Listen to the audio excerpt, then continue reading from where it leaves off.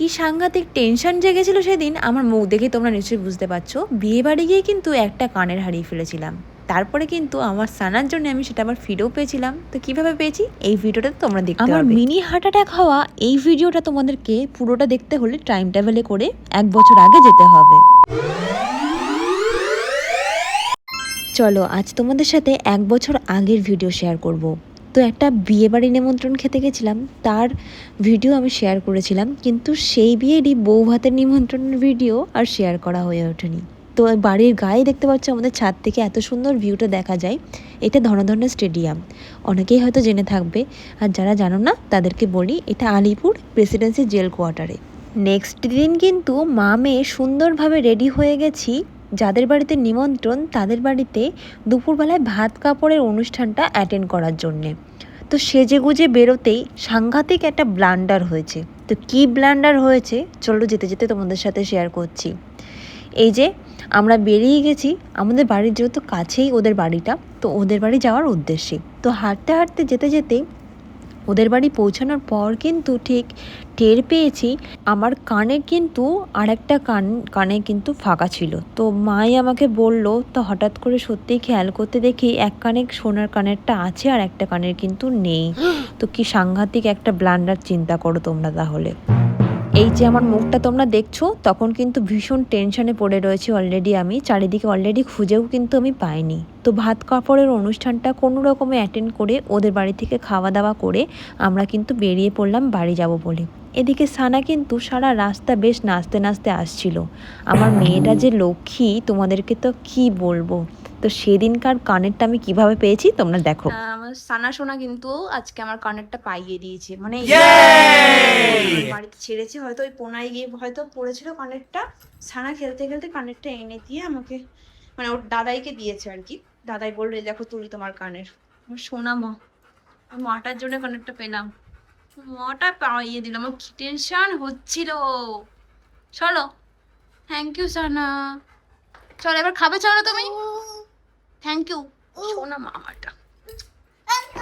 খাবি চল, ঝগড়া করছে দেখো আমার সাথে। রাত্রে আবার যেতে হবে রিসেপশন পার্টিতে, যাবি না তো? যাবি না তো? তুই যাবি না? শিখে চল, শিখে চল, শিখে চল, খাবি চল। হ্যাঁ শিগগির, আসতে লেগে যাবে, আসতে। হ্যাঁ সোনা মাটা পাইয়ে দিয়েছে আমাকে কানেরটা। তো আমি আশা ছেড়েই দিয়েছিলাম, ভেবেছিলাম যে পাবোই না। যাক বাবা, অবশেষে একটা টেনশন মিটলো। এই যে সানার মুখে ভাতের ড্রেস পরে সানা কিন্তু রেডি হয়ে গেছে, কিন্তু ড্রেসটা এতটাই ছোট হয়ে গেছে, ভাবলাম এই ড্রেসটা আর পরিয়ে নিয়ে যাওয়াটা ঠিক হবে না। তো এটাকে চেঞ্জ করে আর একটা ড্রেস পরালাম। তো এই ড্রেসটা কিন্তু আমার ভীষণ ফেভারিট ড্রেস, সানা একবারেই পরেছে মুখে ভাতের সময়, তারপরে কিন্তু সানাকে আর একবারও পরাতে পারিনি। তো চলো ফাইনালি মা মেয়ের লুকটা তোমরা দেখে নাও, দেখো তো আমাদের দুজনকে কেমন লাগছে। সানার পাপা এখনো রেডি হয়নি, আমি একটু রেডি করতে বাকি রয়েছে, আমরা শুধু রেডি হয়েছি পুরোটাই।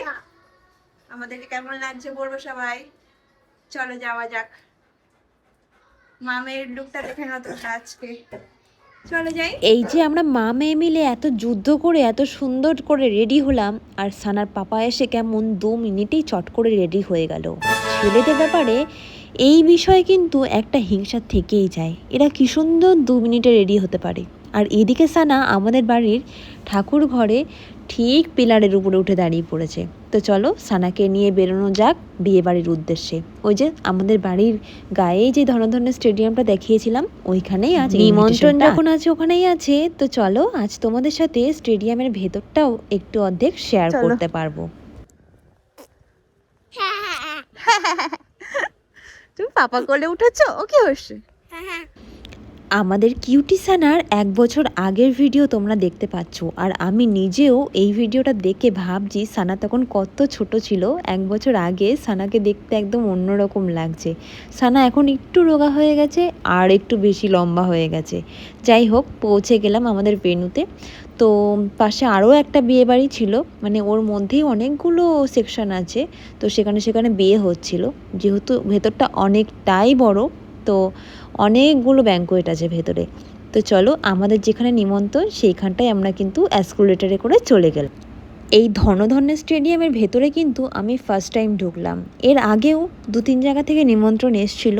যেহেতু আমাদের বাড়ির পাশে, তো পাড়ায় কোনো কিছু হলে অনেকেই এখানটায় আর কি অনুষ্ঠান করে, তো বলে। কিন্তু আমার যেহেতু বসিরহাটে থাকতে হয়, তো এখানটায় আসা হয় না সেভাবে, তো সেই জন্য কিন্তু আমার কিছুই অ্যাটেন্ড করা হয়নি।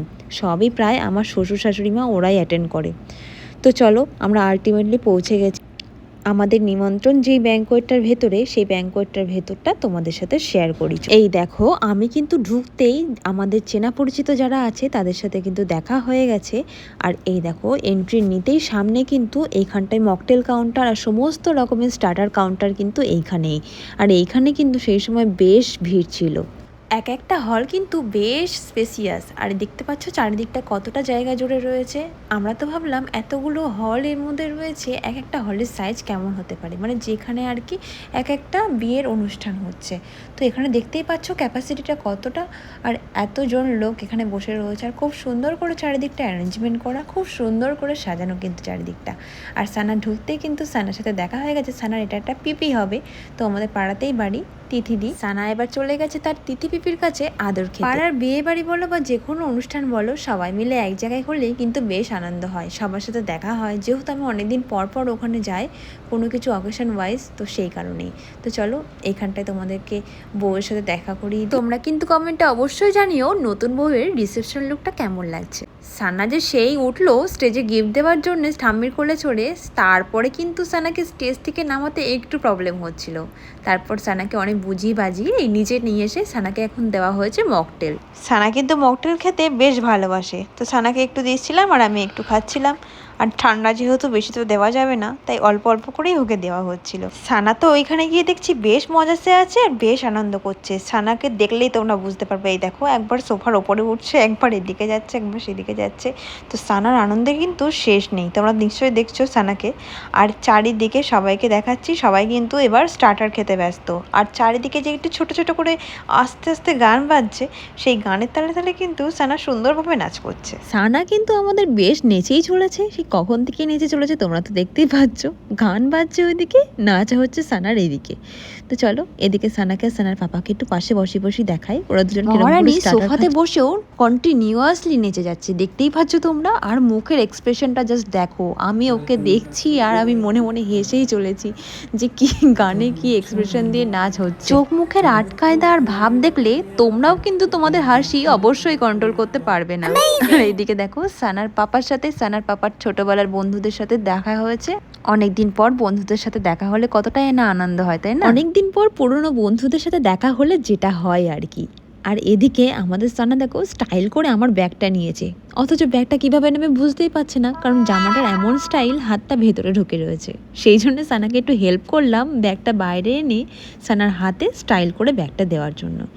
সানা তো একদম বড়দের মতন ঠাটবাট নিয়ে দিব্যি ব্যাগ নিয়ে বসে পড়লো সোফার উপরে। আর ওপাশ দিয়ে সানার একটা কাম্মা আর কাকাই দুজনে মিলে ডাকছিল, সানা কিন্তু সেখানে গেল না। আর এইদিকে দেখো, সানার দাদাই চলে এসছে বাড়িতে। যেহেতু রোমিও দাদা আছে সানার, সেই জন্য তো বাড়ি ফাঁকা করে সবাই মিলে আসতে পারছিলাম না, তাই আমরা অল্টারনেট করে করে আসছিলাম। পাশেই যেহেতু বিয়ের আর কি হলটা, তো সেই জন্যে মা আবার বাড়ি গেল, সেই জন্য বাবা আসলো। আর এদিকে দেখো, সানা এই ছোট্ট দিদিটাকে দেখতে পেয়েছে। আর এই দেখো, 3 জন মিলে সানা কিন্তু পোজ দিয়ে সেলফি তুলতে ব্যস্ত। আর এদিকে সানার একটা ছোট্ট দাদা, এই দাদাটার কথা আমি ভুলবো না, দুজনে মিলে যা করছিল বাকিটা তোমরাই দেখে নাও ভিডিওতে। কোথায় যাচ্ছ? যেও না। দাঁড়া দাঁড়া দাঁড়া দাঁড়া। আচ্ছা ঠিক আছে।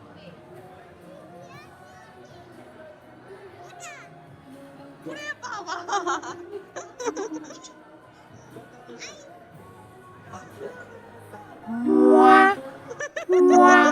আচ্ছা দাদা পড়ে যাবে। আচ্ছা, বড় ওকে দেখাচ্ছ।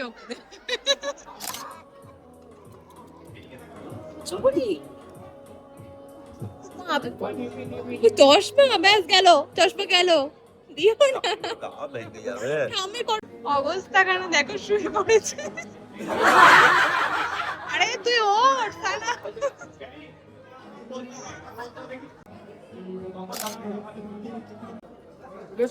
পাপা খাচ্ছে এই কেনে। সবাই মিলে কিন্তু চলে এসেছি এবার মেন কোর্সের ডিনার খাওয়ার জন্যে। তো অনেক কিছু অপশন ছিল, তো সবাই মিলে খাওয়া দাওয়া করলাম। সানা কি সুন্দর নিজে নিজে নিজের খাবার খাচ্ছিল, সেটাই তোমাদেরকে দেখাবো। চলো। সানা খাবে? কি খাচ্ছ? শশা খাচ্ছ? খাও। তোমার জন্য পাঁপড় এনে দিচ্ছি, দাঁড়াও। এদিকে এসো। একটু ডাকো না।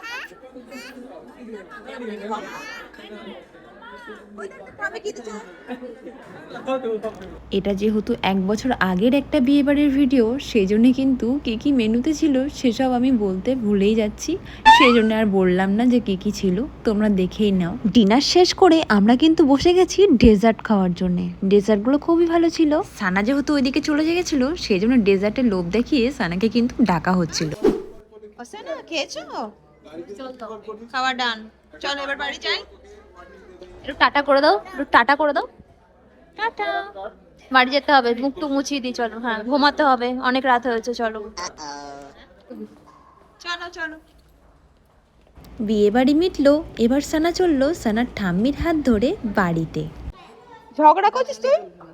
তুই ঝগড়া করছিস? দেখো ঝগড়া করছিস। ঝগড়া করছিস। বাড়ি যাবি তুই, এটা কি নিবি? কি করবি তুই? ওখানে সবাই দেখলে না তুই যে এখান থেকে পাথর নিচ্ছিস। ওই দেখ ওরা বকবে। আলটিমেটলি আমরা কমিউনিটি হল থেকে বেরিয়ে গেছি, আর এইখানটা দেখতে পাচ্ছ আমাদের বাড়ি, আর এই দেখো অডিটোরিয়াম। কত কাছে না, একটা পাঁচিলের জাস্ট পার্থক্য, কিন্তু লাভ দিয়ে কিন্তু বাড়িতে পৌঁছানো যাবে না, অনেকটাই ঘুরে ঘুরে যেতে হবে আমাদেরকে ওই বাড়িতে। যাক, আজকের ভিডিও এই অবধি। ভিডিও যদি তোমাদের ভালো লাগে অবশ্যই লাইক, শেয়ার আর সাবস্ক্রাইব করে দেবে। আর যাদের অত্যাধিক ভালো লাগবে তারা অবশ্যই কিন্তু কমেন্ট করতে ভুলো না। টাটা।